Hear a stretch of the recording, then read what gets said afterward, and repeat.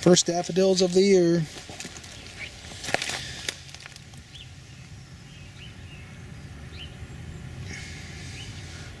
Daffodils are really important. They repel rodents. At least that's what I've read. I mean, I've never seen a rodent come walk up here and like fall over dead or anything.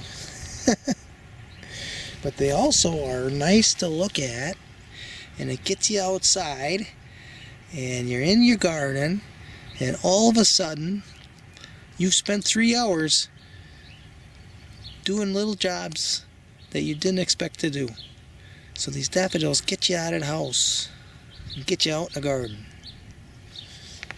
Here are 3 little circle beds that I made.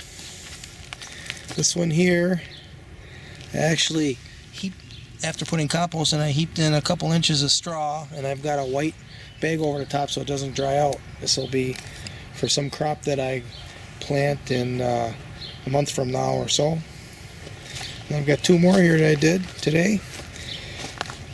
I got plastic over that. I watered it, I composted, watered it, and the plastic now is going to warm the soil up. There's another one there. I'm going to plant the cool season crop seed in here in 3-4 days. So these little circle beds are in amongst a portion of my food forest.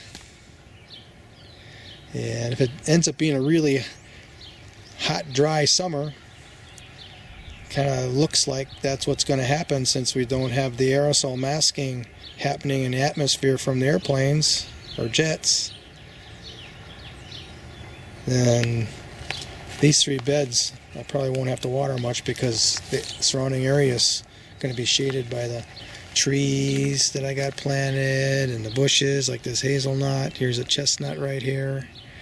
Got some seedlings growing. There's another hazelnut. Got some other seedlings. This is a peach that'll have leaves. These are grafted pears right here. These will all have leaves and cast some shade, reducing evaporation. I got a little brush pile here for the birds.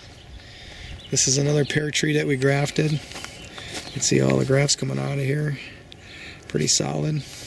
So that'll cast a little shade. We've got some rocks behind, and rocks on the landscape actually preserve moisture, reduce evaporation. It's all scattered in, and then we're going to have these big monster leaves of rhubarb. So, and there's also comfrey in here too. There's a couple of comfrey plants. And there's one right there, it's just coming up. Where is it? Yeah, you see the green leaf right there. So all that will be shading the soil and reducing evaporation, and I probably won't have to water it much. So that's what I'm going to do. So I got 3 in. I'm going to keep going until I run out of wire, I think. There's little spots I can go all over the place. Some of this brush pile I can kind of reduce into a smaller spot. Get another 1 or 2 in here. Chop up this Christmas tree a little bit. But I almost don't want to do it because the birds are fluttering in and out of there all the time looking for food, you know. Just let it go, maybe. You gotta think about it. A couple of cherry trees in the background there. This is a trellis. These posts here are trellis for a grapevine I just planted in there. I was trying to grow acabia, but I keep having problems. And then I put in one of those hummingbird plants, and that died. So now we're going to go with a grapevine. So the grapevine will be to the north, or on the shade side. You know, the sun will come into here, and the grapes will be shading off in towards the other direction. So no big deal for these crops that I'll plant in here. So I'm going to plant annuals in amongst all these perennials, and you have to do the hardware cloth because the rabbits will come and have a meal. Okay.